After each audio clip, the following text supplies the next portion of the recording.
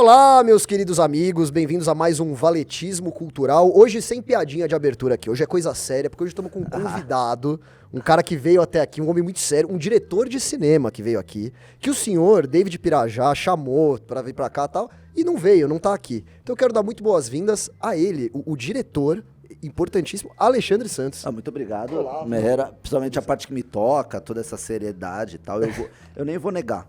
Eu não vou negar, porque claro. Já que você me colocou essa devida importância, eu que não vou negar, mas já começando fazendo uma reparação histórica aqui. O Pirajá não me chamou, eu me convidei. Você se convidou. Porque foi assim, eu vi lá um corte de vocês, estava super legal e, bom, eu gosto de gravar, eu gosto de participar às vezes de live, mas eu não tenho saco. Então, assim, a gente fez recentemente lá alguns episódios, que era o Sindicato Cinema. Eu ia falar isso é um crossover aqui. Né, eu cheguei a participar já de lives e tal, mas eu não vi dessas coisas, eu não consigo dar continuidade. Então me deu aquela vontade de falar sobre cinema e tal, e eu nem sabia o quê. Aí eu falei, pô, vamos fazer um dia tal, e aí a gente foi tentando marcar, e no final das contas ele não tá aqui, né? Pois é. É uma pena, mas tá por um ótimo motivo. Sim, vivendo uma aventura indo a pé até Aparecida. E é do caralho isso, muito bom, né? A gente no passado lá fez a marcha e eu acho que isso é uma experiência que é edificante, assim. Acho que um ser humano ficar andando vários dias a fio, saindo da normalidade, dessa coisa urbana, é maravilhoso. Então eu acho que ele deve eu tô com uma inveja autêntica de todo o grupo da Amanda que tá fazendo isso, sabe? E tem gente muito feliz que o Pirajá tá a pé no meio de uma estrada por 10 dias e aí se livra um pouco isso, dele, cara, isso faz muito bem. Eu imagino. Ó, por exemplo, eu tava falando isso na live de 10 anos do movimento, que, cara, o Kim, quando ele foi, né, apareceu no escritório em 2015, em fim de 2014, então ele era um menino.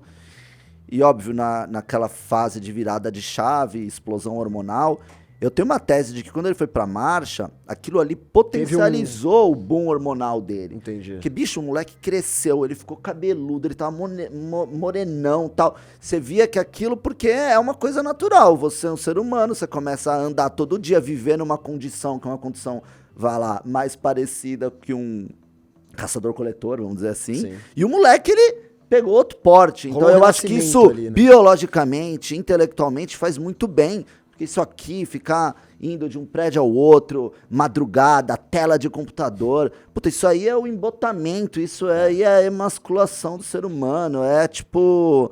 Então, eu tô com uma inveja, eu queria estar lá nessa aventura com eles. Então, se ele não tá aqui, é por um bom motivo. Excelente, tá certo, é verdade. Xande, vamos lá. Eu quero perguntar um pouco sobre você, quer dizer, um pouco pra você sobre cinema nacional. Agora seria a parte que a gente colocaria o trailer, ele teria um corte, mas isso é uma entrevista. Não. Só pra avisar o pessoal. Estamos fazendo uma edição especial aqui. Exatamente, uma edição muito especial. Tá. Só explica pra gente um pouquinho. Você é diretor de cinema mesmo, tá certo falar isso? Sim. Assim, quando eu me convidei, né, e o Pirata, mas aqui a gente pode falar, aí o Pirata já fala, pô, você podia falar sobre o cinema brasileiro e tal, e eu falei, olha, eu não entendo nada, e que fique claro, e eu acho isso um defeito, assim, eu me puno por isso, eu não gosto. De não conhecer cinema nacional. De não conhecer, de não ser um conhecedor de ver os grandes diretores de cinema nacional. Por exemplo, você chamar o Gabriel aqui, o Gabriel vai sentar e vai ficar falando, conhece os diretores e tal, eu nunca tive saco, nunca gostei, pra ser português claro, assim. Inclusive tem um cara lá, sabe o Bento Ribeiro, que foi o VJ da MTV? Esse cara, ele tem um Instagram muito bom, ele tava participando do Ben-Hur, agora ele tem um que chama o Chapado Crítico, uma coisa assim. O Chapado Crítico é legal. E puta, ele também escorraça o cinema brasileiro e eu gosto um pouco, porque eu me sinto, tudo bem, é isso aí mesmo. A gente não tem que ter medo de falar que você não gosta de algo. Tem coisa boa? Tem. Mas, então assim, eu não sou grosso, mas o que eu falei pra já cara, eu posso, como profissional do cinema hoje, e alguém que tem um pensamento e tinha um pensamento pré-MBL, durante o MBL, enquanto eu fui, né, eu fundei o MBL e trabalhei aqui, principalmente na parte de filmes, e aí a visão sobre cinema extremamente politizada, meio revoltada até que dado momento eu saio, acho que a gente pode falar um pouco sobre isso, e aí eu vou para uma vida profissional, eu volto a tentar me conectar com o mercado, e todos também meus conceitos que eu tinha durante essa coisa política mudaram um pouco, sabe? Então eu falei, olha, e aí, de lá para cá, já depois, eu meio que me afastei das atividades de ativista lá por 2019, e volto a me reconectar com o mercado, então eu pude começar a trocar com gente mesmo, diretores, produtores, grandes produtoras. Então eu tô com muita informação e entendimento sobre o cenário atual do cinema. Então isso foi uma das coisas que ele falou, você pode falar o que você acha que tem que ser feito para o cinema brasileiro finalmente decolar. Eu falei, isso é uma pergunta muito difícil, mas eu acho que eu posso explicar qual é o momento, o que está acontecendo no cinema brasileiro. Onde estamos agora. Né? E aí, a partir daí, a gente pode dar uma brisada e pensando em coisas que podem ser feitas. Sabe? Só uma coisa, quando você entrou nesse negócio de cinema e tal, você tinha então uma mentalidade de, eu quero entrar, eu quero mudar, eu quero fazer diferente? Tinha um tesão nesse sentido? Cara, assim, desde garoto eu gostava muito de fazer filmes, fazia filmes amadores e tal. Eu lembro que quando eu era garoto, eu tava com meus 15, 16 anos, eu tava, tipo, na minha inocência, escrevendo um longa, tava gravando um longa com meus amigos, com uma cybershot, eu perdi essas imagens, infelizmente. É a história de um traficante lá e tal. Mas você tinha feito o roteiro inteiro? Eu ia fazendo, porque eu tive um canal que chamava Los Gringos Produções, eu, meu irmão e outros 2 irmãos, os Strokovski. E, cara, fez muito sucesso esse canal. Eu tive um vídeo meu, teve 600 mil views, outro teve 1 milhão. Isso eu tô falando de 2003, assim. Uhum. Então eu realmente curtia fazer isso, aí eu meio que parei, fui viver a vida. E lá por 2012, 2013, eu falo, não, eu quero mexer com cinema, quero trabalhar com produtora, quero voltar meio que à minha essência, sabe? E isso se confunde ali com a história da MBL, que tem muito nesse filme que tá aqui e tal, né? O início da MBL se dá num espaço que era uma produtora de vídeo, uma produtora de áudio, o Renan com as coisas da política. E eu tinha ali, mais do que pensamento crítico sobre o cinema, um pensamento crítico sobre a política, como a gente via o mundo, como o mundo tinha que ser. Então, óbvio que naquele momento, quando eu queria entrar no mercado do cinema, eu já via que existia uma dissonância entre o que eu pensava e o que o mercado praticava. Você não se sentia bem-vindo nesse mercado? Nada. Zero bem-vindo, porque já era aquela bolha e quando você conhecia a galera, você já via que, puta, se eu começar a falar 30 minutos com essa pessoa aqui, ele não vai... Eu não vou ser bem aceito nessa turma, entendeu? Inclusive, eu tava tendo já umas pequenas experiências ainda como um qualquer ali, e mesmo com pessoas que eram do meu círculo íntimo, que eu tava conseguindo me introduzir no cinema, nem nessas pessoas, na hora de trabalhar, eu era bem aceito, meio que na hora de fazer a parte legal, que era gravar o filme, de que fazer o negócio, você já era tirado de escanteio, porque já para aquelas pessoas, um outro grupo eram os legais, os cools, as pessoas que poderiam fazer esse tipo de coisa. O critério para ser dos cools, então, essa barreira que né, impede certas pessoas de entrarem é uma barreira ideológica, você diria? Ou é comportamental? É o que exatamente? Eu acho que tudo. Eu acho que é até natural, não que a pessoa raciocinasse, tipo, este cara... Até porque, cara, é importante falar, em 2012, 2013, por mais que teve os atos lá de 2013, não existia essa coisa de tipo, esse cara é de direita, esse cara é de esquerda, não vamos falar. Eu tenho memórias muito claras de ter conversas com colegas e o cara não gostava de polícia, eu defendia a polícia e a gente saía pra encher a cara e falar merda. O cara falava merdas que contradiziam o que ele pensava e eu, idem. E não tinha isso muito, mas eu acho que naturalmente existia já uma rejeição a uma pessoa que não preenchia determinadas critérios quase técnicos de estilo de vida. Sim. Tá? Não que eu fosse um coxinha, eu era, mano, meio doido da cabeça, 13 também, mas de alguma forma eu já sentia que isso aliado a pensamentos na época do tipo, tá tudo errado no cinema, o cinema tá viciado com as leis de incentivo, essa coisa meio, e aí hoje eu acho que extremamente pueril, de tipo, lei de incentivo é uma merda, só esquerdista vagabundo que consegue essa porra. Você pensava assim antes? Eu pensava. E você eu era radical do tipo, não pode, tem que cortar, não pode ter mamar na teta, essas merdas. E aí quando você fica esse período um pouco fora, aí você reflete, aí você volta com outro pensamento, é isso? Quando o MBL acontece por acidente, que eu, como um cara que queria trabalhar com filmes, pensava? E acho que meu pensamento tá correto, tá? Eu acho que eu acertei nisso. E pode dizer porque pensava, eu não vou ser aceito naquela turma, se eu for fazer o que o mercado manda, é começar lá, tipo, mano, carregando um tripé. E eu sou ansioso. Eu falei, mano, eu quero cortar o caminho, eu não vou fazer isso. Isso é bom e ruim, porque tem uma parte ruim que você tem uma carência técnica em determinadas coisas, que se você faz o caminho comum, você vai... Então, sei lá, você quer trabalhar de diretor de foto, você começa lá, mano, carregando cartão. Tipo, quando eu digo carregando, mano, pegando um cartão, levando de uma câmera pra dar pro logger. Você nem faz o log. Aí depois você aprende a logar. Depois você é o cara que tá, tipo, mano, assistindo o assistente da direção de foto. Depois você já está fazendo foco. Você vai, e aí nisso você vai pegando uma série de qualidades ali.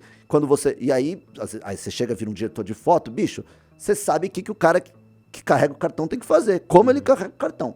Então você tem uma parte ruim que você perde um pouco disso. Agora também isso te embota e você perde anos nessa parada. E nesse período que também você tá trilhando isso, aí os caras estão comendo tua mente, né? E você começa a receber aquela coisa que é o que eu queria fugir, de tipo, filhão, pra você fazer parte do grupo, você tem que rezar a cartilha aqui, sabe? Então eu falei, não, eu acho que essa parte política, além de eu ter uma revolta pessoal do tipo, na época, com PT, essas merda, o que realmente queria mudar o Brasil, eu acreditava nisso, eu falei, bom, essa parada vai crescendo, eu vou fazendo os filmes aqui, eu cresço junto, e aí eu monto a minha parada e eu, mano, corto o caminho e pau no cu, entendeu? E, então, quando a gente começa essas coisas, junto com ideologia e tal, eu tinha uma mentalidade radical de tipo... Tem que acabar com tudo, tem que acabar com o Ancine, leis de incentivo e parará, parará. E, enfim, e aí sigo ali, né, bem participante no MBL, participando de lives, participei dos news e tal. E quando, em 2018, e eu gravei todo o processo de impeachment, eu e o Fred, e aí em 2018, quando a gente começa a fazer o documentário, eu tenho que parar de, sim, eu tive que... Falei, não dá pra eu fazer news, não dá pra eu participar das coisas, porque, cara, a gente tinha, tipo, teras e teras de imagens, muita imagem. Tinha que gravar mais imagens, porque não bastava só ter a imagem de manifestação, esse tipo de coisa, a gente tinha que entrevistar as pessoas, tinha muita gente pra entrevistar, o documentário a gente quis fazer uma coisa muito... É um documento histórico, ele não era um documento, a gente falou, esse material aqui não é um material pra gente... tem que bombar e zilhões de pessoas verem agora, que é o que o MBL precisa, as coisas precisam.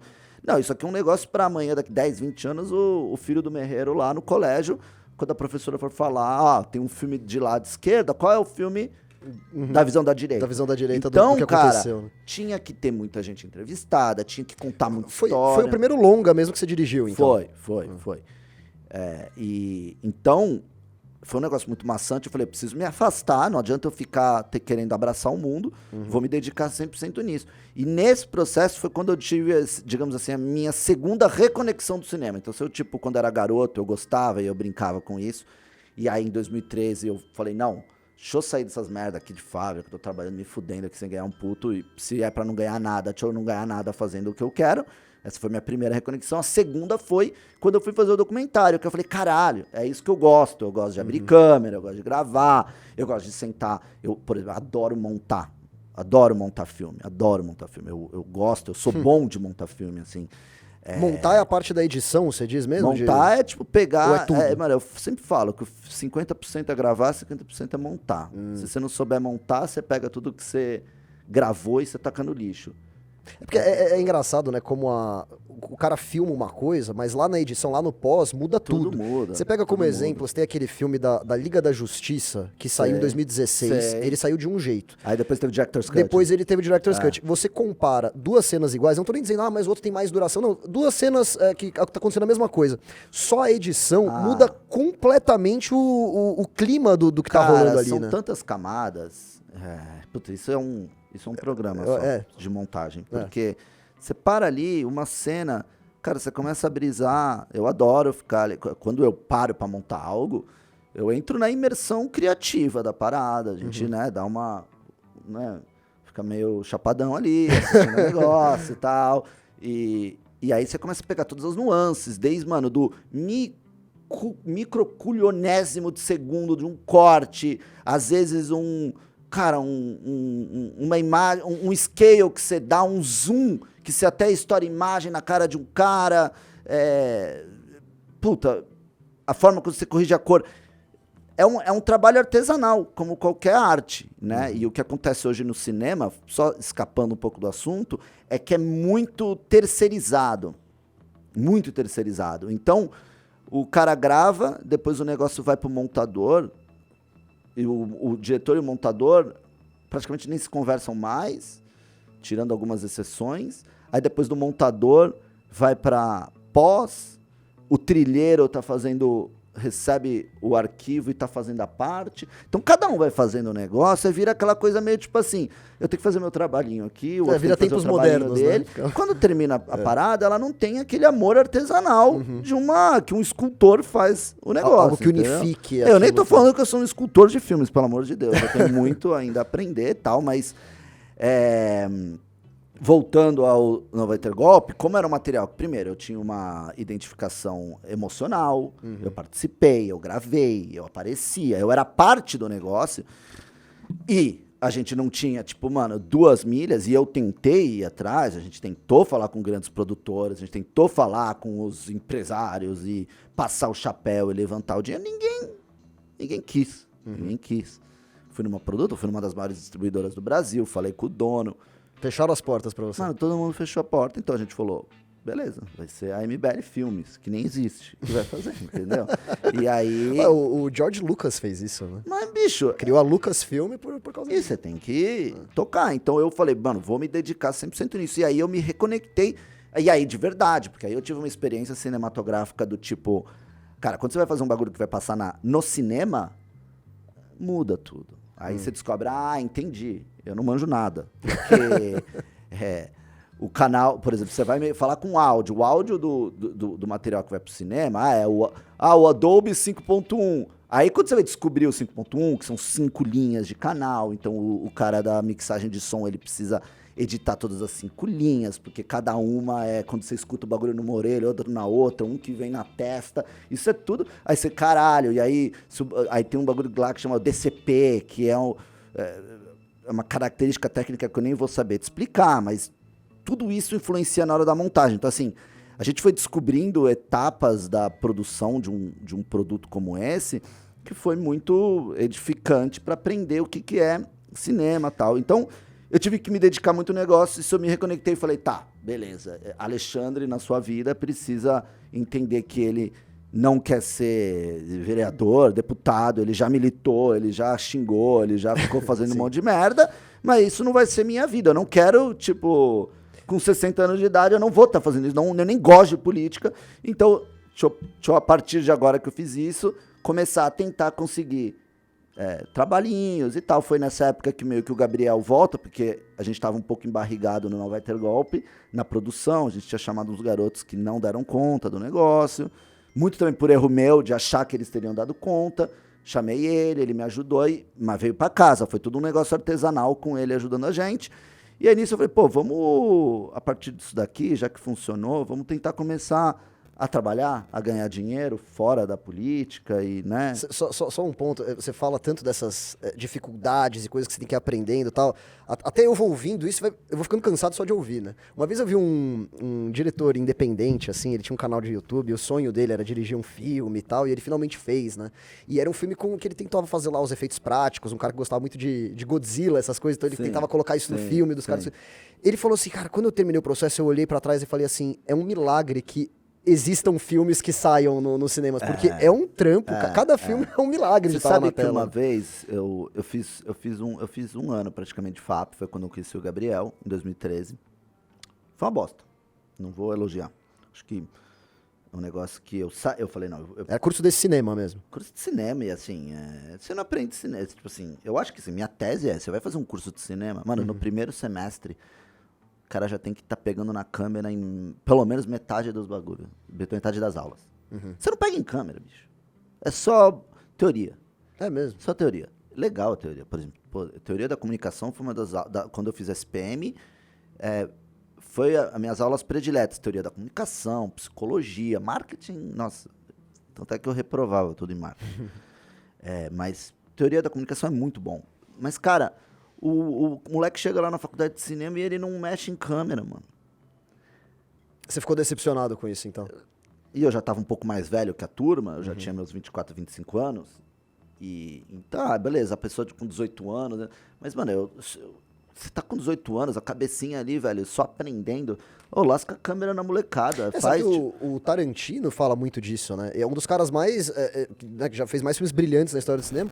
Ele não pisou o pé numa universidade de cinema. Cara. Ele trabalhava numa locadora, inclusive, e ele só ficava vendo filmes o dia inteiro, o tempo todo. Exatamente. Né? Ele falou, esse é o segredo.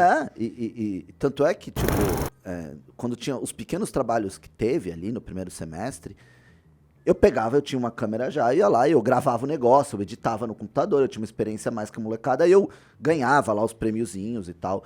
E eu falava pra molecada, cara, gente, isso aqui, mano, só pega a câmera e vai gravar, não fica esperando o professor e tal. Eu não sei se queria falar mais uma coisa sobre isso, ou se quer entrar na parte dos problemas do cinema nacional também tem coisa pra gente falar nesse aspecto. É que a gente se perdeu agora nessa história como que a gente caiu no cinema? Porque você estava contando justamente sobre o Não Vai Ter Golpe, como você percebeu que tinha problemas de áudio no cinema específico e coisas que você tinha que aprender do zero e era extremamente complexo. Aí o Calamari entrou na história também, você viu que tinha um pessoal que você tinha delegado algumas coisas que não estavam dando conta como deveria. Não, enfim, é isso, né? Não vai ter golpe, eu meio que me reconectei, tive que me ultrafocar e falei, beleza, ok, agora eu quero trabalhar com isso, e foi quando eu até falei, gente, a partir de agora vou trabalhar com vocês, vou trabalhar com o movimento e tal, vou apoiar, eu acho que se tiver que ter alguém que toca essa porra de país, que eu não acredito mais, são vocês, então eu vou estar sempre junto, mas... E aí eu vou começar a tentar trilhar meio que a vida profissional no cinema e aí acho que a partir daí eu comecei a aprender, comecei a descobrir as coisas e mudar um pouco minha cabeça, sabe? Ô, Xande, deixa eu te perguntar uma coisa. Antes da gente entrar no porquê existem esses entraves, esses problemas no cinema nacional, só te contar um pequeno caso que eu tive recente com o cinema nacional, né? Eu fui junto com o Bahia, inclusive, assistir o Coringa 2, que no dia seguinte a gente ia gravar sobre. A gente pode né? até falar sobre o Coringa 2. Sim, podemos, mas meu ponto não é nem o Coringa 2 ainda. O meu ponto é, começaram a passar os trailers antes do filme. E as propagandas e tal. E aí tinha uma propaganda, não sabia exatamente para que produto que era, mas era muito estranha. E era o cantor Belo, cantando uma música horrorosa. E aquilo ia se estendendo, não acabava. Eu falava, cara, que é isso? E de repente... Esse tempo todo, tudo que eu queria tirar. Se você soubesse que é minha rainha. Então, gente, bora pro cinema se divertir com esse elenco incrível. Congratulations, Your Highness. No final, eu vejo que aquilo não era uma propaganda, era um trailer de um filme do Belo, um musical. Eu falei, nossa, então tem mais 2 horas disso pra quem quiser. E aí a minha pergunta é a seguinte, o cinema nacional é uma merda? Agora eu lembrei porque a gente tava falando da FAP. Só pra voltar. Vamos voltar. Porque quando eu tava na FAP, que aí volta o arco que você falou, uma palestra que eu vi, um cara falou, olha, a gente pode analisar os filmes, falar tudo tal, mas eu respeito todo mundo que termina um filme. Ah, sim. Porque, cara, é muito difícil. Então, tipo assim, fazer um filme, gravar, editar e finalizar, não só o processo de gravar e fazer ele, o processo de conseguir o dinheiro. O produtor ou diretor, ele só não chega lá e pinga, você vai dirigir isso aqui. Mano, ele vai atrás do dinheiro, ele briga com os caras que querem mudar o filme dele, a gravadora, a produtora quer, tipo, mudar porque acha que só tá querendo a grana. Cara, é um processo muito estressante. O cara termina aquela parada, tipo... Mano, até que o Tarantino, você já falou do Tarantino, ele... E eu nem gosto muito dos filmes, a gente já falou sobre isso, os filmes recentes dele, não curto muito, mas bom, assim, esse o cara é um monstro, né? Ele falou em algum filme dele, ele falou, cara, eu só saía da gravação exausto, ficava me entupindo de maconha, acordava, gravava, me entupia de maconha, ele tava exausto, porque não é só gravar, se fosse só gravar, a parte de gravar é gostoso, acordar às 5:30 da manhã sabendo que você vai filmar, eu odeio acordar cedo, mas acordar às 5:30 da manhã sabendo que você vai gravar, é muito gostoso. Caralho, eu vou gravar, tá toda a equipe lá, a gente vai isso é a parte boa. Agora, antes, depois, o processo todo de lidar com a parte comercial, com as guerras internas, cara, é um inferno. Você sabe que o George Lucas, quando ele dirigiu o primeiro Star Wars, ele foi hospitalizado acho que umas 3 vezes com princípio de infarto. Bicho, é um bagulho muito estressante, porque existe uma coisa meio... Toda vez que eu vou falar com alguém assim, você trabalha com o quê? Eu trabalho com filme. Nossa, que legal. Eu falei, cara, você trabalha com o quê? É uma mesma merda. É tão chato quanto, é tão estressante quanto, tal. Agora, óbvio que quando você realiza e o bebê nasce, quando você tira a fornada, é muito gostoso. Sim, sim. Tem o resultado. Eu não todo sou aí. nenhum, pelo amor de Deus, diretor consagrado e blá, blá, blá. Mas, pô, só de ter feito o Novo Golpe, de ter feito o São Paulo Brasil, que é o documentário do Arthur com o Kim, pô, eu tenho é um puta carinho saber que eu fiz aquilo, que, óbvio, várias pessoas fizeram aquilo, mas eu sou parte daquilo. Todos os filmes de campanha, por exemplo, cara, quando eu começo a ver que eu já faço há 10 anos filmes eleitorais e na sua grande maioria de sucesso, que tiveram milhões de views e tal, que pô, o Jamie Oliver falou, eu falo, caralho, é muito foda. Sim. Tá ligado? Então isso tem esse do prazer, mas tem assim, esse prestígio final. Muito, mas ali. é muito estressante, blá, blá, blá, blá, blá. Voltando à sua coisa sobre o cinema, primeiro que eu queria falar do cinema em si, do local lá que a gente vai. Tá muito chato. Porque, cara, eu não sei se é saudosismo, mas primeiro, eu tenho a impressão de que antes as pessoas não falavam tanto dentro do cinema. As pessoas falam hoje como se estivessem aqui a gente. Tipo, blá, blá, blá, blá, blá, blá. Eu sou o primeiro, já com 2 minutos eu já tô, mano... Tipo, mano... Eu tenho uma outra coisa que eu vou... Tomar no... Se f... As pessoas têm que... E aí, por isso que, mano, eu não tenho mais fé no Brasil. Eu não sei como é o cinema nos outros lugares, mas assim... Parece que nada no Brasil dá certo. Estressante. O cara não teve um pai ou uma mãe que chegou nele e falou: ô filho da p, cala tua boca, moleque desgraçado. Porque, mano, meus pais, bicho, davam uma tipo, coisa. mano, no restaurante, se eu começava a falar merda, vinha aquele beliscão da mãe. Sabe aquele beliscão? sim. Tá ligado? Tipo, mano, isso é educação. É tipo, eu era educadinho, não falava palavrão, ficava na minha, quietinho, na base da porrada.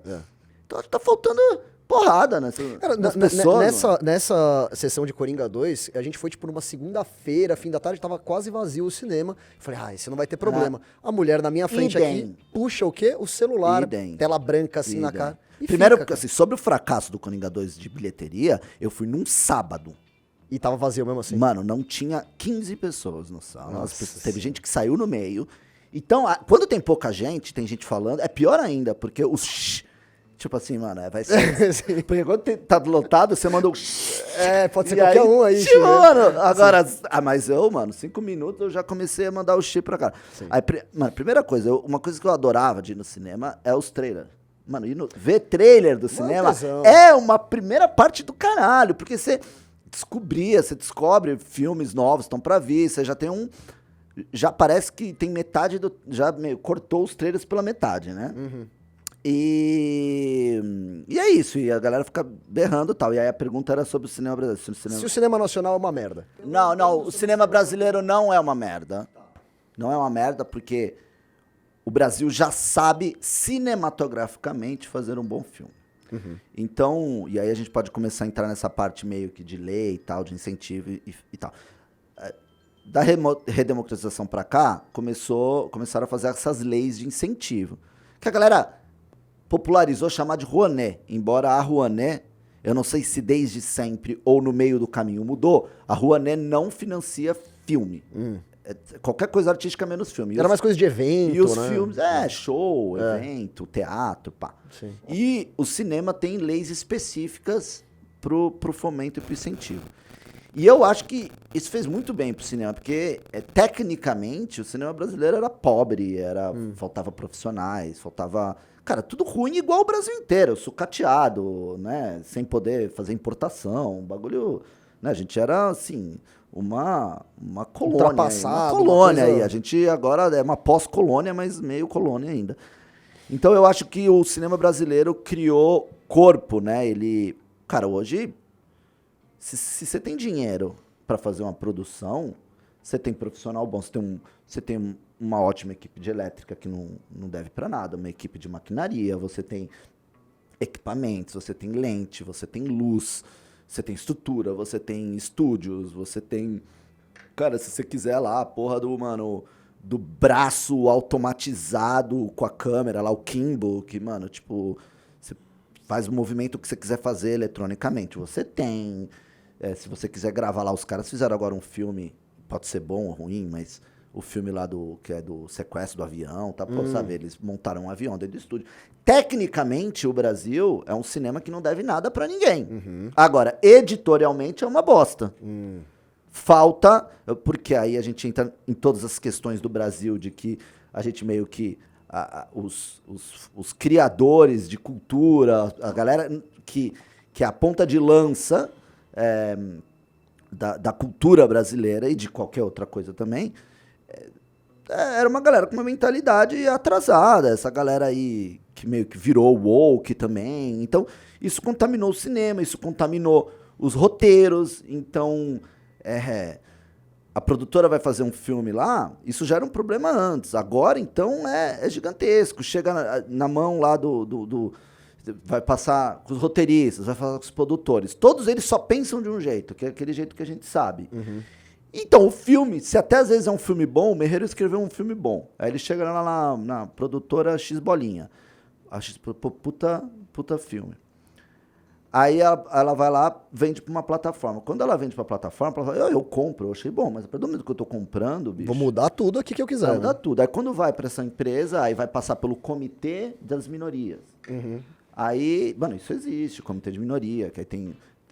Principalmente lá nos Estados Unidos, né? Tem um negro, um japonês, um índio, uma trans. Vazou recentemente uma cartilha da Disney que eles apresentavam lá para os funcionários deles na produção de filmes, que era exatamente isso, era a tabela. Diversidade na sexualidade, Isso. na cor de pele, Isso. na religião. Então cada produção deles tinha obrigatório. A prioridade era essa. E aí, depois a gente vê roteiro. O filme é estuprado. É. Porque assim, se você é um cara, o Merreiro, ele é do comitê, vai lá, dos homens brancos. Né, vamos pensar esse é um homem branco. Então. O comitê, ele representa o homem branco heterossexual. Se ele faz parte desse comitê, qual é a função dele? O comitê dos homens brancos Não, heterossexuais? tipo, você é um deles, aí tem o japonês, tem o índio, tem todos eles. Você é parte do comitê de minorias. Vamos pensar sim, que chama de minoria. diversidade Qual é a e sua tal. função lá dentro? A função é inserir diversidade no projeto. Sua função é tipo assim, ver o seu lado. Entendi. Então, eu represento o homem branco heterossexual, então assim, como eu posso nesse roteiro ver o meu trabalho é esse, então. Então, o outro cara de outra cor, outra tinha raça. uma historinha do Lobato, do Berreiro, saindo da piloto de Fórmula 1 e virando uma pica. Aí o índio fica lá, como eu posso inserir um índio aqui? Então, o roteiro não importa mais. O que importa é inserir. Mas isso é um problema no Brasil? Ou em Hollywood também? Isso é um problema global. Isso é um problema global, mas eu acho que os Estados Unidos, como ele é sempre ponta de lança em tudo, ele é ponta de lança também na bosta. Sim. Então, a única indústria cinematográfica que existe mesmo é a americana. De resto, é tudo lei de incentivo. Porque assim, você vai ver qualquer filme espanhol, italiano, francês, português, alemão, inglês. Quando vai começar a cartela lá, governo da Galícia. 200 logos, né, na tela. Mano, eu não acho isso ruim. Por exemplo, se você vê um filme espanhol hoje, cara, pra tem mim, coisa muito boa. Os espanhóis, assim, eles... Tem um filme que chama A Besta, tá na MUBI. Veja esse filme. É um filme da Galícia. Conta a história de um professor francês que vai pra Galícia. Ele vai pra uma cidadezinha. Ele tem grana, que ele é francês, professor. Ele compra umas terras e ele quer viver uma vida... Sabe aquele ideal do, eu vou pro campo, eu vou plantar coisa orgânica e vou vender, e vou ter uma vida linda. Entendi. Só que ele vai pra lá e ele foi pra uma aldeia. E quem já foi pro norte de Portugal, essas coisas... Mano, aquelas aldeias que não tem mulher, que, mano, é uns cara brucutu.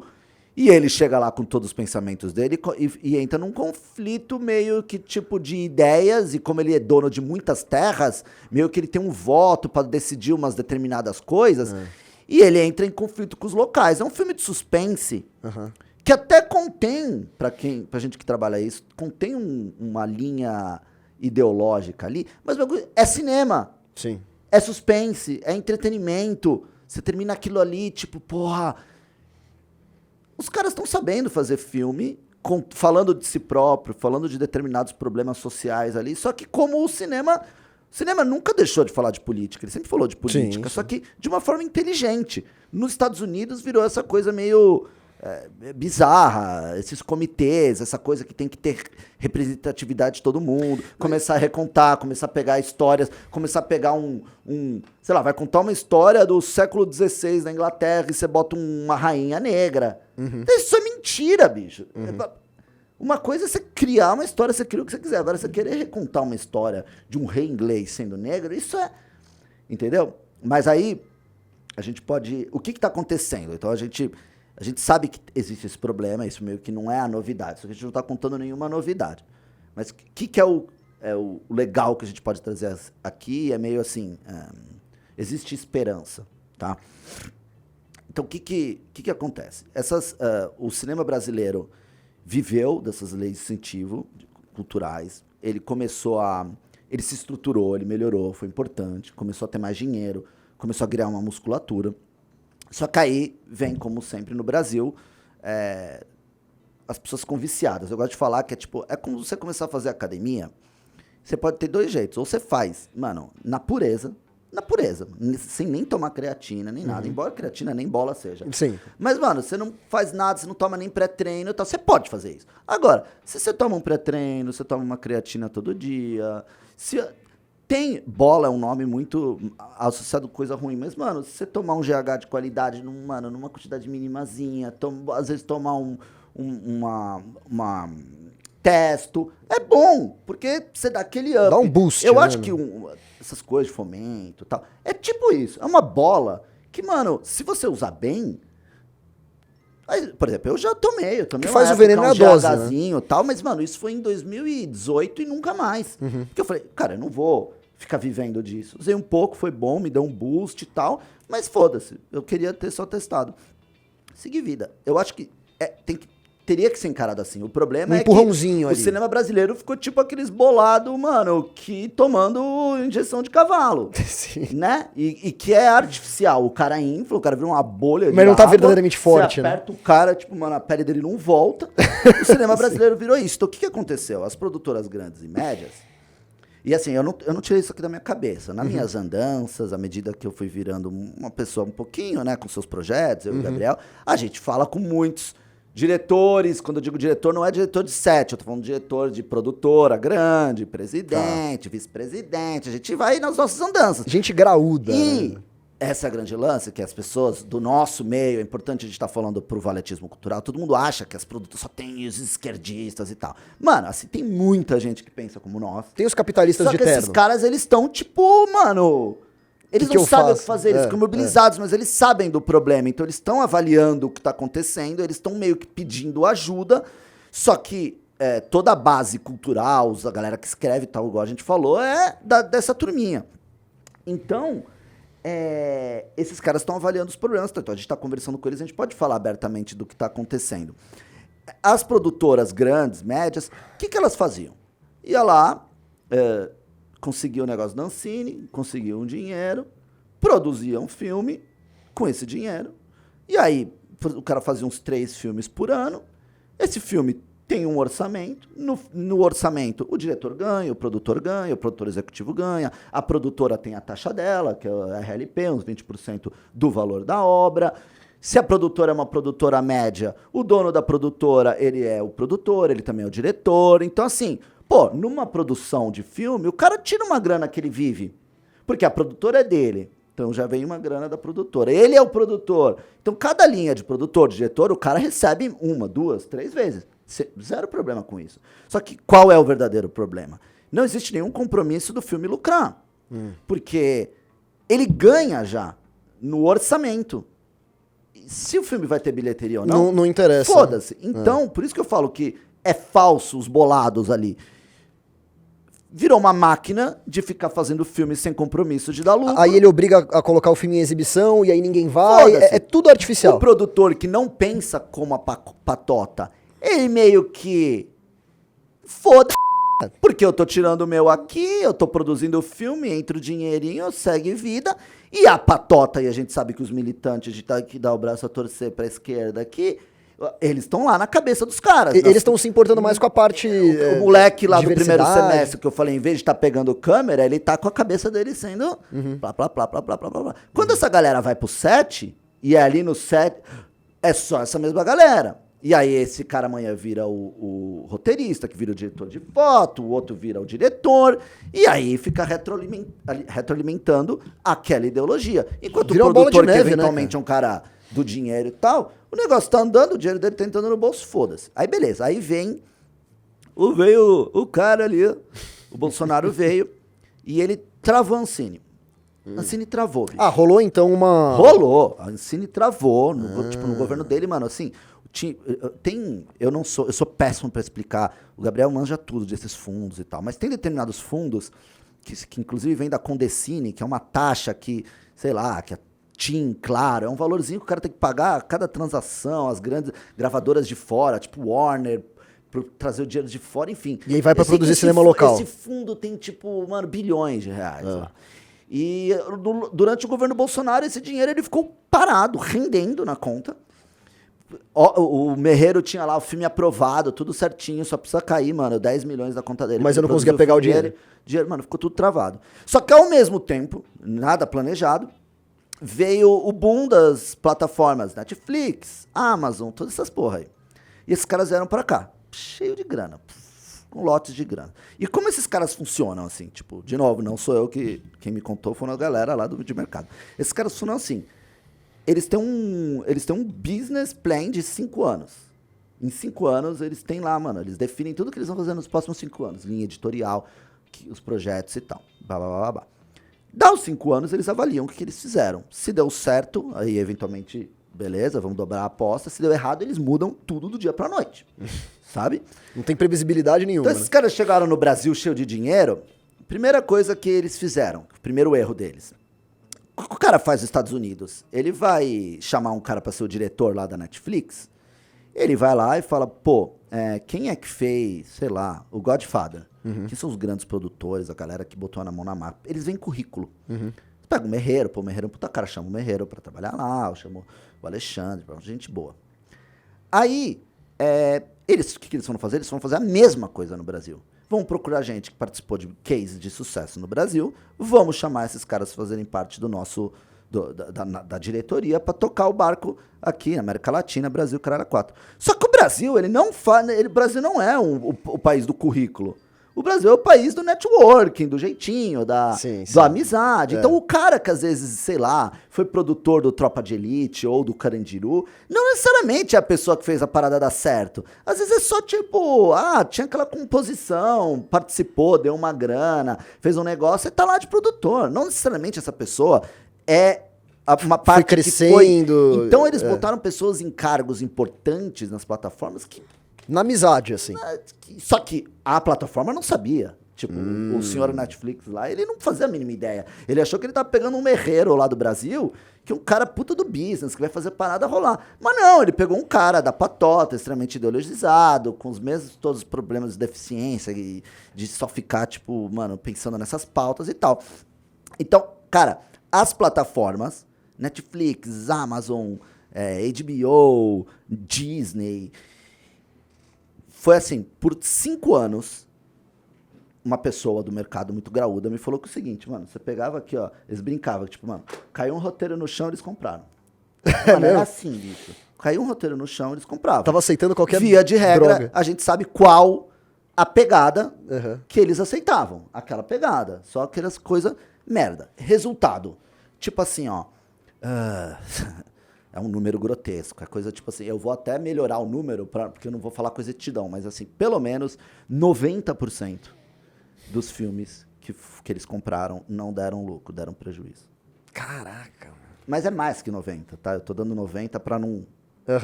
Pra fazer uma estimativa conservadora. 10% é muito. Mas e aí? Não deu, mano, não deram dinheiro. Tá bom, aí foram lá, compraram, deu tudo errado. Aí, mas vamos continuar na mesma lógica aí também? todo mundo foi embora. A Amazon foi embora. A história da Amazon agora é no México. Não tem mais aqui, então. A Disney, eu acho que ela tá aqui agora, mas é tipo assim, ó. A Disney só compra se você encostar lá com eu tenho os direitos autorais do Senna. Eu sou da família Senna. Ah, custa 200 milhões, beleza. Coisa grande, Disney assim. só vai voar alto, pra, tipo, não errar. Só vai entrar se, tipo, bicho, tudo bem. Não, eu tenho um roteiro aqui de uma... Nem Vai lá procurar outro. passa além da recepção. E aí, o que aconteceu? Aquilo dos 5 anos que eu falei, deu os 5 anos, eles fizeram essa avaliação, eles falaram, não deu certo esta bosta. E agora, eu vou puxar uma sardinha pra mim, nas nossas discussões eu sempre falava, o que pode salvar o cinema é uma palavrinha muito simples, dinheiro.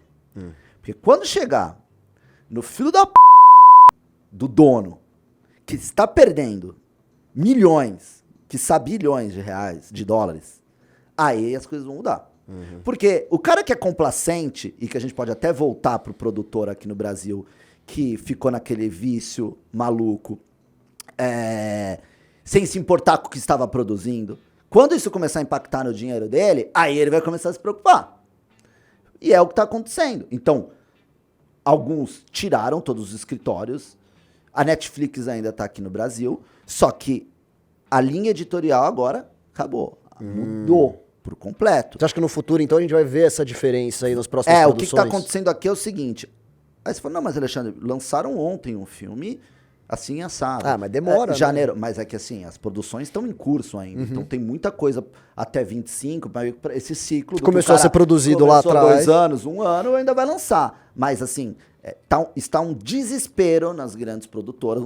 Quando eu digo desespero, é desespero, porque as coisas na lei de incentivo mudaram um pouco também. Então as regras para conseguir... as leis de incentivo mudaram. Agora é tipo assim, bicho, se você é a produtora do Nordeste, do Norte, a produtora da favela, a produtora do interior, tipo assim, agora tem cotas de pontuação. Então tá muito mais difícil conseguir. E as produtoras que conseguiam antes, o esquerdista branquelo aqui, ele não tá tendo mais muita vez. Então, isso é bom, é isso que eu ia falar. É bom de ser um pouco mais difícil, bom, eu né? acho ruim, mas é meio bom. É bom ver esse cara se fuder também. Entendeu? Não digo nem pelo cara se fuder, eu digo porque, assim, os caras vão ter que se mexer mais pra fazer. Tava muito confortável da forma que você falou. Aí né? eu vou... Talvez seja ruim pra você enquanto não, diretor. Pra mim não. O caos é ótimo. Eu gosto do caos. Eu acho que quanto mais o setor for bombardeado e destruído, pra mim é melhor. Eu não sou nada. Se todos os prédios caírem e eu não tenho um prédio, aí você tem chance eu tô a pé junto com os caras. Tem o meu espacinho aqui. Aí eu começo a construir meu prédio lá. Então, bicho, nesse aspecto... Eu nunca me beneficiei disso, né? Não vou me beneficiar agora. Embora eu não seja contra, eu acho que precisa regular isso daí tudo, tá? A gente pode chegar lá. Mas só pra fechar o arco e falar o que tá acontecendo, né? Então as produtoras... agora a Netflix falou, não, acabou isso. E assim, tanto com conversa com esses caras, quanto também com trabalhos que a gente já fez e escutando, a gente já sentou com gente da Disney, com gente da Netflix e conversou com esses caras, eles já falaram o que eles querem agora. Agora é tudo tipo assim, conteúdo meio que do agro, coisas sertanejas, coisas religiosas, entendeu? Então, tipo assim, eles sabem que... eles descobriram, o Brasil, os Estados Unidos, a grande parte da população é conservadora e consome essas coisas e não consome as merdas que eles estavam financiando. Eles já sabem disso. E aí o que está acontecendo grandes produtoras que estavam naquele círculo vicioso das leis de incentivo, depois ficaram na farra dos VODs, acabou a farra do VOD, eles não estão mais conseguindo as leis de incentivo como antes, então eles estão tipo assim, cara, se eu não me reinventar, eu vou ter que começar a demitir 50, 100 pessoas, aquelas coisas grotescas, cenários de guerra. E as plataformas estão falando não, ao nível que eles ficam levando lá roteiros, ideias, eles estão rejeitando tudo. E aí essa é uma fofoca que eu tenho. Tem uma grande produtora, assim, eu não vou mencionar nomes, assim, mas que, tipo assim, eles estão dando tanto murro em ponta de faca e como...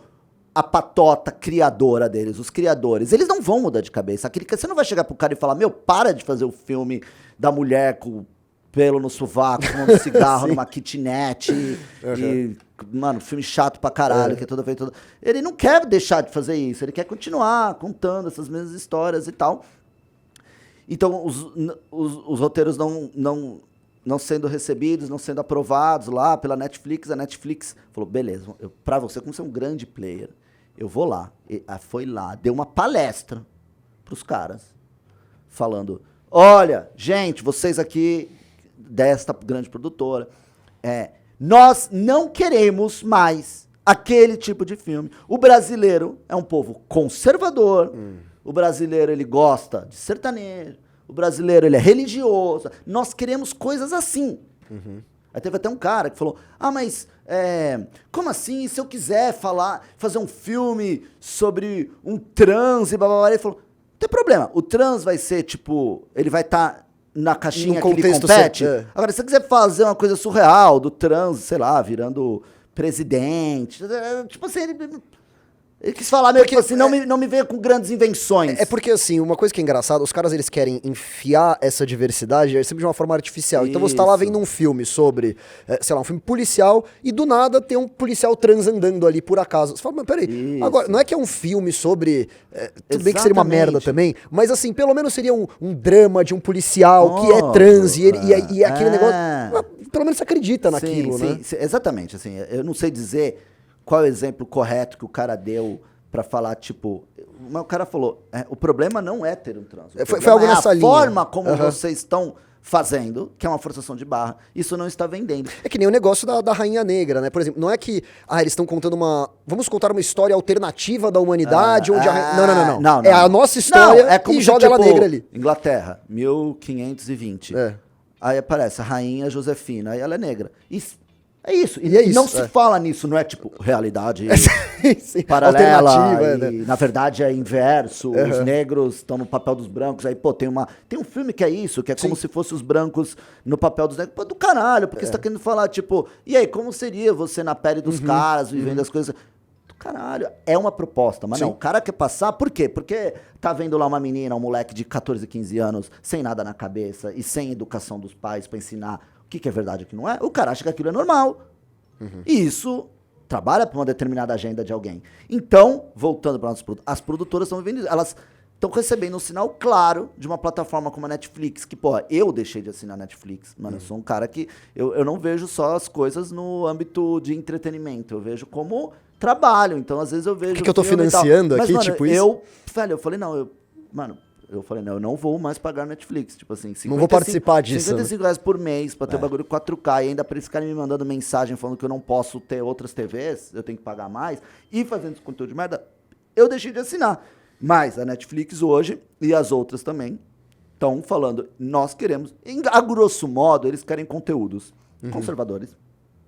Mas não, obviamente, não é que, gente, assim, vai ter... a partir de amanhã vai ter, mano, os caras exaltando vida do Edir Macedo. Não, eles ainda vão tentar fazer uma parada meio, tipo assim... a história de um sertanejo. Tipo, vai ser um negócio meio maquiado, tentando diminuir ao máximo possível uma agenda. Mas eles querem vender pra esse público, porque eles descobriram que a lacração não tá gerando lucro. Então, se eu tinha que colaborar aqui com... o status do cinema atual é esse, tá rolando um desespero. Um desespero. E o cara que a gente fala, ele fala assim, meu desespero aqui é o seguinte, porque, cara, chega... o fulano lá conseguiu, ganhou um prêmio, ganhou um dinheiro pra produzir um filme com um roteiro. Tá, aí eu tenho X milhões de reais já garantido porque ele ganhou esse prêmio, mas eu ainda preciso levantar 15, 20 milhões pra fazer o filme como ele merece. Pra fazer isso, eu preciso me aproximar de marca. Aí chega lá no filme, tem uma cena que o cara entra numa determinada hamburgueria de um fast food e a funcionária do fast food meio que maltrata o moleque, que é um ladrão de uma determinada coisa lá. Ele falou, a gente pode mudar? E a funcionária do lugar, ela pode não maltratar ele e, na verdade, ser legal? Porque aí eu vou e eu consigo a grana da... como assim? Aí você tá... né, porque é minha crítica social. Então, os caras, eles criaram aqueles capitalistas que estavam só preocupados em... Aí essa é a parte que a gente tem que fazer a nossa autocrítica, porque o grande empresário, o empresário que move o Brasil, ele também é um filho da puta. Sim. Porque ele só ficou olhando pro próprio umbigo e ele ficou dando comidinha pro inimigo ali dentro. Agora o inimigo, ele é o corpo dele. Sim. O inimigo é o corpo dele, velho. E como ele vai fazer? Ele vai cortar o braço? Vai cortar outro braço? Eu ia falar que o inimigo tá comendo ele, mas a sua analogia é mais próxima. Mano, o inimigo ele é uma parte do cérebro. Ele não é mais nem o cérebro. Ele é tipo... E ele não consegue... Gente, a gente tem que ir pra lá. Não, a gente vai pra cá, bicho. É como se tivesse 2 pessoas ali dentro. Ele não consegue mover o corpo dele. Ao nível que, por exemplo, as grandes produtoras, assim, elas estão botando pessoas nos cargos de liderança que não pensam nem como eles próprios. Tipo, os grandes caras, diretores, fizeram grandes filmes aí, que você sabe que o cara ele é de esquerda, ele se afastou da liderança da empresa, eles assim, e botaram caras mais técnicos e tal, pra tentar, só que assim, o cara chega lá e ele tá enfrentando 20 roteiristas que pensam diferente dele. Como ele vai lidar com isso? Então, o status do cinema hoje, o mercado está muito tenso, o dinheiro dessas plataformas fechou a torneira por completo. A partir de 2025, a perspectiva é uma perspectiva desgraçada, sabe? Caraca. É.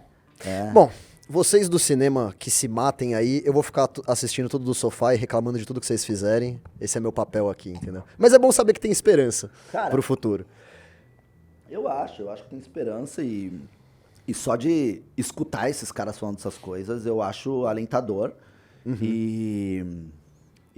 Mas eu acho que assim, nós aqui, como grupo, galera da Valete, galera do movimento, a gente tem que pensar seriamente em fundar determinadas coisas, né? Então eu falando daqui do cinema, eu acho que, porra, será que não é a hora de fundar um instituto mesmo?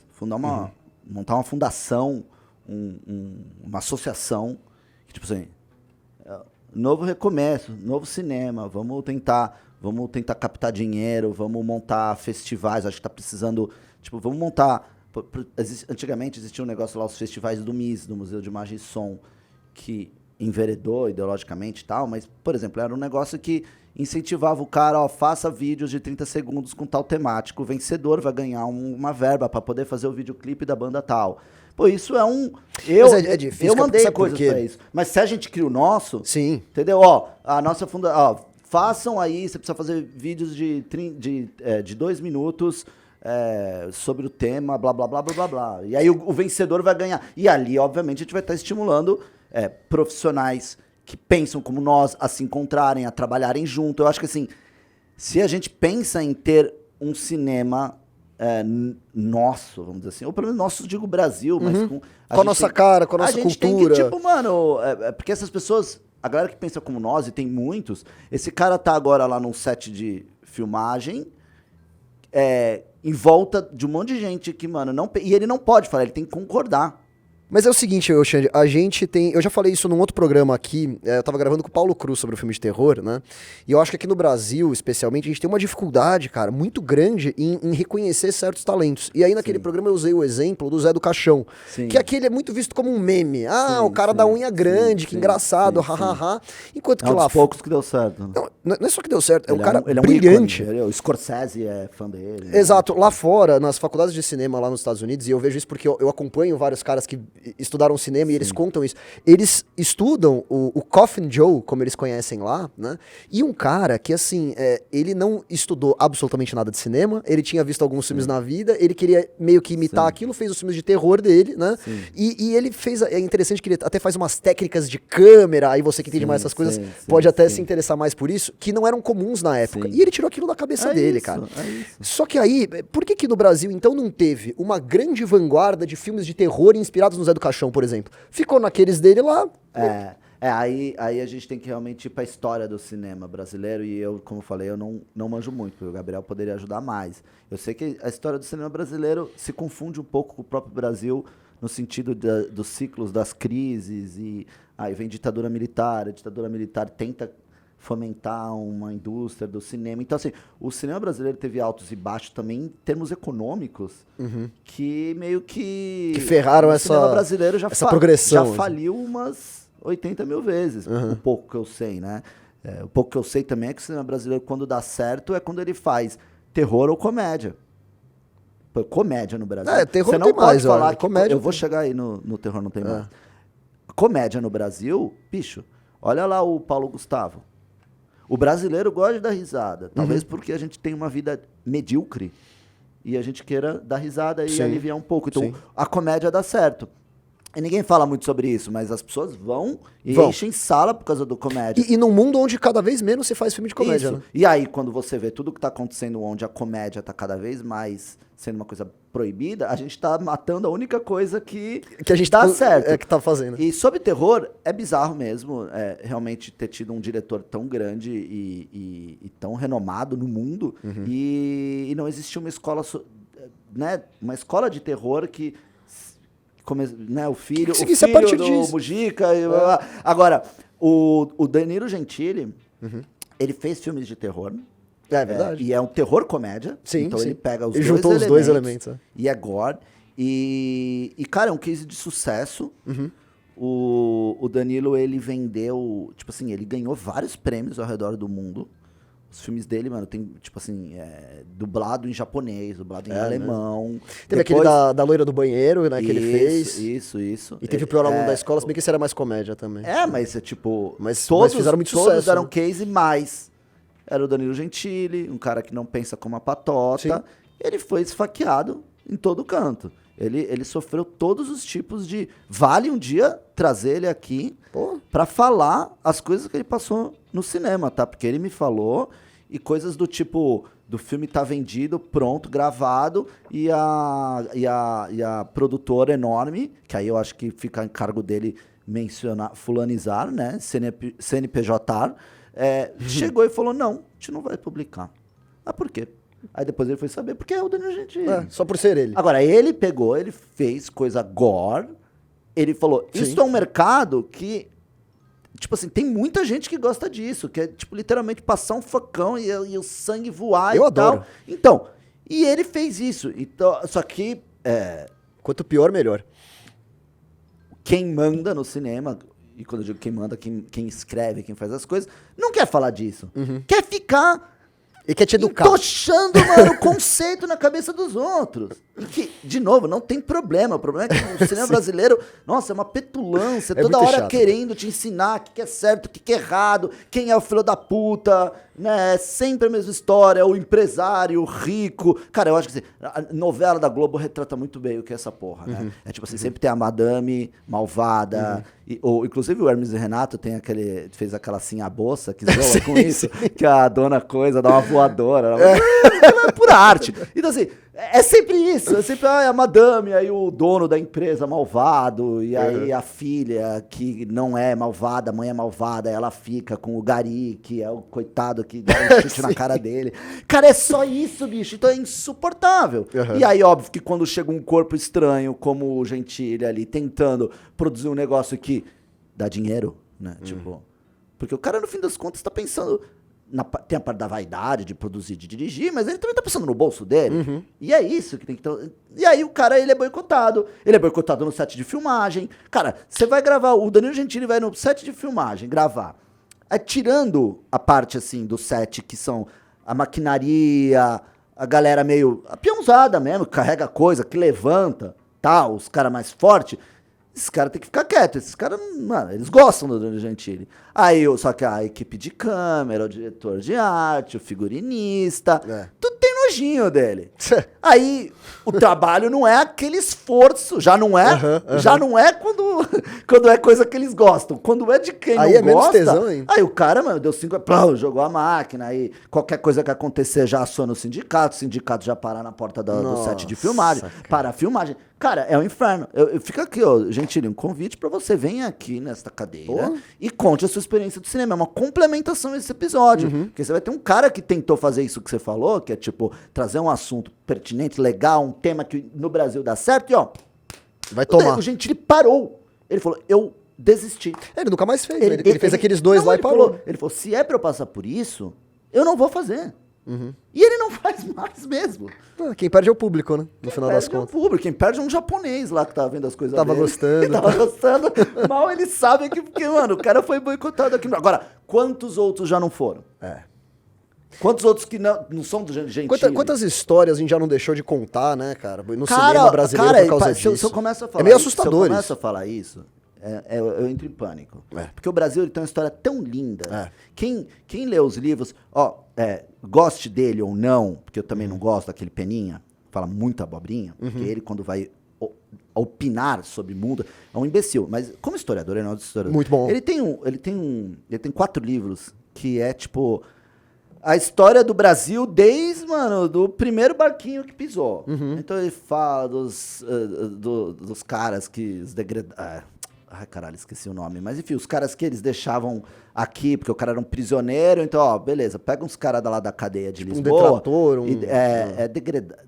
detrator, criminoso. É uma palavra assim, agora eu esqueci. E ele deixava o cara, ó, você vai ficar aqui, começa a interagir com os índios, passa... É que desde então a punição do cara já era ir pro Brasil, né? Mas, mano, aconteceram coisas fenomenais. Desde as primeiras... Por exemplo, o Caramuru era um cara desses. E... que depois de 50 anos os caras chegaram aqui, tinham tipo um loiro enorme lá, vivendo na tribo de índio, assim, tipo, né, mano, tipo, um cara importante, assim. Os caras indo fazer expedição pra tentar ir pro Peru, com um exército de 100 índios, os franceses invadindo o Brasil, batalhas contra franceses no Rio de Janeiro, batalhas de barco... Tudo. Cara, o Brasil tem tanta história linda e fenomenal, legal, com suspense, com terror. Você pode fazer uma história da época da colonização de terror. O que os caras não viveram aqui com índio canibal? Tanta cena dos caras indo lá, vendo os amigos sendo comidos na frente deles, porque eles estavam no barco, os caras foram de bote lá, não sabia... Você não sabe o que o índio é. Chegava ali e os caras matavam e comiam. Mas você vai retratar o índio dessa forma, Alexandre? Você entende? Mas assim, pô, isso eu acho que legal pros índios. Puta história legal pros índios também. Então assim, mas não, a gente não quer contar a história do... E quando vai contar a história do Brasil, é tipo assim, o Dom João era um gordo imbecil. Você não vai contar a história do Brasil, você vai recontar. Você vai destruir os nossos heróis. Então o Dom João, que eu acho que é o pai fundador do Brasil, comedor mais de coxinha do que o Dom Pedro I, porque foi ele que veio, ele que abriu os portos e tal. Não, é um imbecil. Engambelou. Não, o inteligente... O cara engambelou Napoleão Bonaparte, mas é um imbecil. Não, inteligente é a diretora. O rei de Portugal, que teve uma melhor educação da época, que, porra, lidou com a porra do Napoleão. Dizem que o Napoleão falou, foi o único cara que me enganou, né? Bicho, eu tô lendo um livro do Dom João e, assim, esse cara é espetacular. Espetacular. Não, o cara é imbecil. O Dom Pedro é também só o fodedor. Playboyzão. O Dom Pedro, ele era comelão mesmo. Sim. Isso é verdade. Agora ele era pica pra caralho, muito mais que o Dom Pedro II. Me desculpem aí, Dom Pedretes, Segundetes. Dom Pedro I era muito pica. Só que, bicho, agora, pra fazer o filme verdadeiro da história do Dom Pedro I, a gente precisa de 100 milhões, bicho.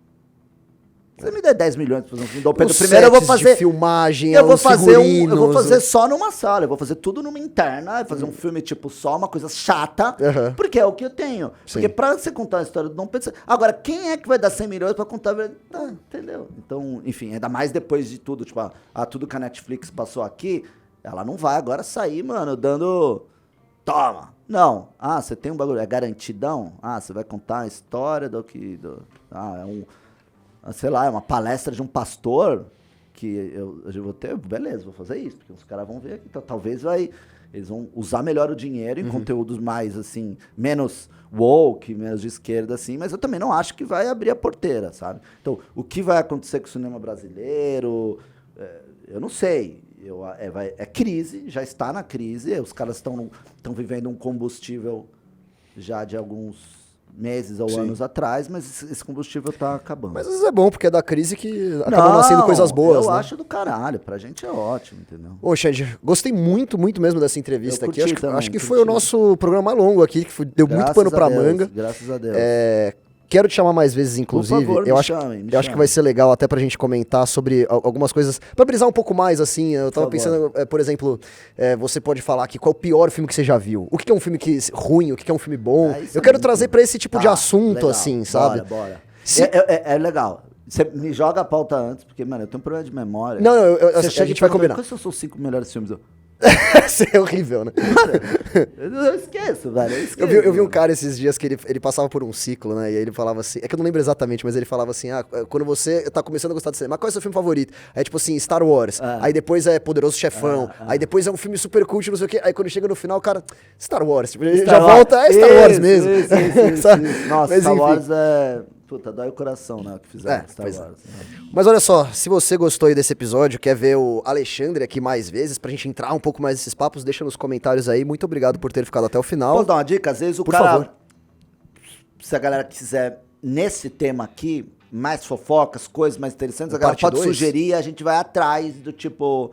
mas tal coisa, sei lá o quê. A gente pode ir atrás, falar com os caras, a gente vai trazendo essas Isso é interessante. fofocas de mercado, entendeu? Porque a gente tá com acesso e foda-se, eu vou soltar mesmo. Olha Sem aí. mencionar nomes, tá tudo Maravilhoso, safe, né? maravilhoso. Eu tenho a proteção da fonte, né? Eu sou um jornalista. Tá certo, tá certo. Estou jornalando aqui. Quer deixar um recado aí? Pedir pra alguém te seguir em algum lugar? Você não tem nada Não, de rede. As redes são fechadas, eu odeio rede social, eu acho que a gente tá vivendo o declínio da civilização ocidental. Tá. Não Tá tenho o certo. que fazer, estamos na merda, então eu prefiro nem aparecer, prefiro vir aqui, gravar um vídeo. Nem queira me seguir em rede social, que eu nem aceito, cara. Eu não aceito. Então não siga o Alexandre, Não valeu aceito, aí não e aceito. tchau. É nóis, rapaziada. Beijo. E veja isso aqui, né? Porque tem gente... Nos 10 anos de MBL... Que não assistiu ainda. Gente que já não sabe quem eu sou, gente que nunca viu Não Vai Ter Golpe. E é importante ver a gênesis do MBL. Maravilhoso. Valeu, pessoal. Obrigadão, Marreiro. Valeu. É isso.